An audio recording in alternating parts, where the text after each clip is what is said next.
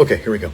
Close enough to 11 for me. My name is Matthew. You are in the moment. Like I said, we're 1 hour before midnight. It is the 11th hour, literally, of the 10th day of June, January. But listen, we're going to get through this weather system tonight.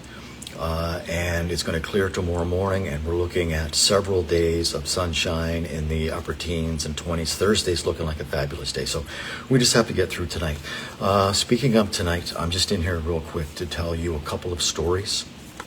I just put a picture up on my own Facebook page. I tagged the current mayor of the Halifax Regional Municipality, Andy Fillmore, as well. There's two people right now, as you're watching this, as I'm standing here in my apartment on Barrington. There are two individuals. One of those individuals I know. I've had many conversations with this individual, but there are two individuals tonight sleeping on the ledge of the TD Bank here in Halifax. So you can see that picture, and I'm just... like I said, the weather is not going to be the greatest here this evening. We just have to get through this stretch, but I've said it many times. There is, and it's factual now with reports that have been out, numbers that have been released, and surveys, and yada, yada, yada. The number of individuals who are sleeping rough, who are unhoused, that number is increasing. Which brings me to this story. I put a post up here not too long ago. Mother, how are you? Love you. I put this post up just within the last little bit while I was at work, actually. And I want to share what happened this afternoon at Scotia Square. I come into work. I'm full-time at the art gallery at the security desk. And I scooter in. It's just an amazing commute. The hours are great, blah, blah, blah. You don't need to know about my work life too much. But as I go into the city today, I normally go to work with an extra large double-double. There's a really good possibility that I'm going to find a Tim Hortons before I put on my uniform and go sit at the desk. But for the last couple of weeks, maybe the last month, there has been an individual who just pops into my thought, and I often wonder what happened to them. So this thought of curiosity of where this individual is out there in the universe. Fast forward to today. And when I left the house this morning, when I left the apartment today, something was drawing me to Scotia Square. Just take a walk through Scotia Square. Just see who's there. The Peninsula Halifax Regional Municipality isn't that large.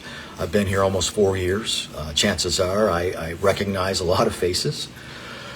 So, yes, so for whatever reason, I'm drawn into Scotia Square today. And as I'm getting ready to enter the building, I see an individual who was in a tent 2 winters ago at Grand Parade Square. I see him. I don't know if he sees me. We don't have a conversation. He seems to be in a hurry. But there is someone, again, the peninsula is small. So, yeah, the odds of seeing someone that was a part of Grand Parade Square 2 winters ago, the odds of seeing them from time to time, it is what it is. My point is, you always make the most when you have those interactions with people, with the potential to have interactions with people. So there's one individual that I've seen at Grand Parade Square. I'm now inside Scotia Square, and this is where the story really just makes the hair on my arm stand up. It was just a wonderful encounter. So I'm in Scotia Square. I'm at the Tim Hortons. I have my coffee, and I'm just getting ready to go back out onto the street and make my way back down to the art gallery. And I see this individual walking towards me, coming out of the washroom area. I'm in the food court area of Scotia Square, anyone who's ever been there. And this individual is walking towards me, and I immediately recognize this individual. They're walking right towards me. And I think to myself, I know who this person is. I know the circumstances of our accompaniment. If that's, I know that's not the right word. So, but I'm not going to let this individual. I'm not going to. I don't want to give their name away, but I would like to have them on the show. There's just no way that I can let this individual just walk by me. There's just no way it's going to happen. So I say their name. We lock eyes. I introduce myself again, just in case they don't remember. Of course he remembers. Of course he remembers. I hadn't seen him, oh my goodness, I hadn't seen him since like maybe January, February of 2024. So it's been a long time. I wondered what happened to them.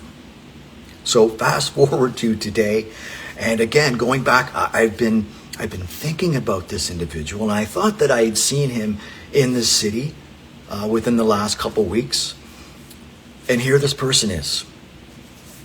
And what was so amazing is where this person is now as to where they were when I saw them. They are now in a pallet shelter in Burnside. When I last saw this particular individual, they had been released from a facility. I just remember them showing up with some type of medical identification on, with a summer tent. They had been directed to come to Grand Parade Square.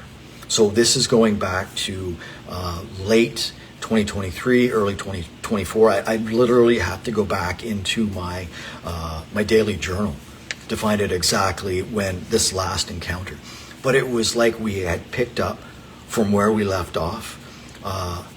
What has happened, what happened to me, what is happening to me is certainly a lot different than what happened to this individual. And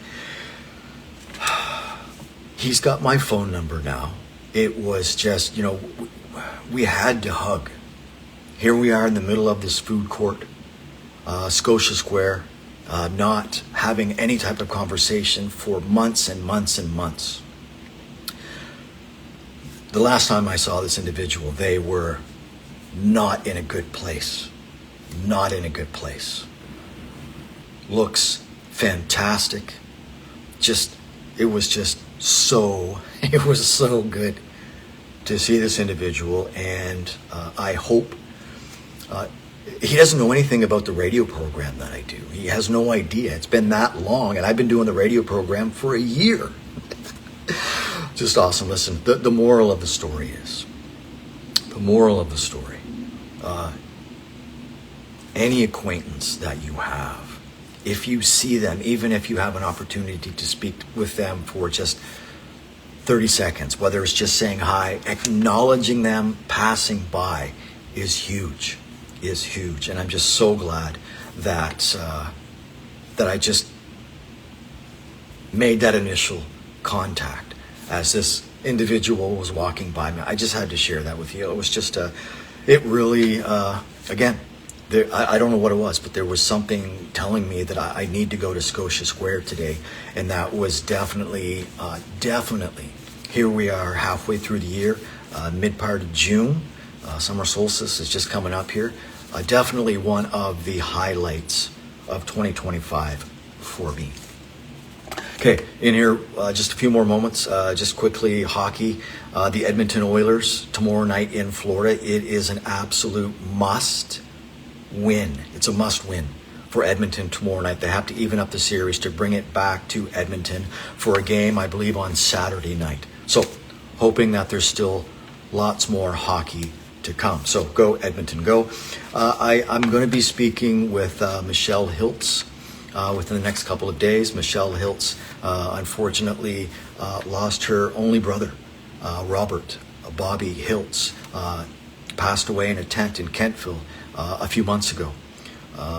Michelle's been on the show a couple times. Michelle reached out to me and wants to be back on the show. So absolutely, if there's a story that you want to share, please reach out to me. Please reach out to me, and I'll get your story on whenever you want. Truth, the radio program, Truth from the Booth, it's every Sunday at 10 o'clock in the morning with a repeat at 6. In the Moment is whenever I turn the camera on. That's why I call it In the moment. One final thing. This right here, and I'm kind of like kidding, but not like, there's not even a title on this. A few months ago, the family here were lucky enough to be part of the Mentor Clinic, everything under one roof. And a couple of months ago, I was fortunate enough to sit down and talk about some of the things that I saw at Grand Parade Square and just a whole bunch of other things with a social worker. And at the time, the social worker asked me if I was to write a book. If I was to write a book, what would I name it? Or not a book, but how would you name a title your life up to this point? And this is something, there's no name on it right now, but it would be phone notes. I think when I write a book, eventually when I write a book, it's going to be called Phone Notes. And the reason I say that is because every day when I leave the house, I have my phone with me. And whatever I see, I dictate on into the notes, and then I print it off. So this right here, this is a binder. This is observations. This is observations that date back to when I was living out in British Columbia. Think of this as Seinfeld and Corner Gas all wrapped up into one. That's just my opinion. So if there's any writers, any collaborators out there, I would love to go through this with you. I'm telling you, it's gold. It's gold, Jerry. Just a little self-promotion. Okay, listen, I just had to come in here real quick. Tell you about my day and the moral of that story. Please, if you see someone that you have any type of connection with and you haven't seen that individual in a long time and you know it's going to make you a little bit happier, chances are it might make them a little bit happier, stop and say hi. Disrupt their day so that you can make both your days better. Because I can tell you, I have not seen this individual in months, well over a year. And it's, hey, how are you? Fist pump, and we're ended up hugging. We're exchanging numbers. I really want to get caught up with this individual, and if they're willing, share their story here on this platform or on my talk radio. Incredible. Listen, I hope you are in the safety of your home tonight, wherever that is. I hope you're not facing any type of domestic violence. I hope you are safe, secure, dignified. You have all the basics, all the human rights. Because I can tell you, right now, as we are rolling here after 11 o'clock on this 10th day of June, people that I know, too many people that I know, are in tents tonight in the Halifax Regional Municipality. Everything they own, with the fog and the dampness, everything that they have is damp, wet, ruined, garbage. Okay. This is what I like to do. So please, I've said a lot. Now it's your turn. If you have any thoughts, please put it in the comments. The picture that I put up earlier is just a snapshot of the unhoused crisis here in the Halifax Regional Municipality. And just to give you an idea of where that picture is, literally across the street, where that picture is taken, I could take a baseball and hit City Hall. That's how close they are. They are literally in the shadows of City Hall. My name is Matthew, and you are currently caught up in the moment.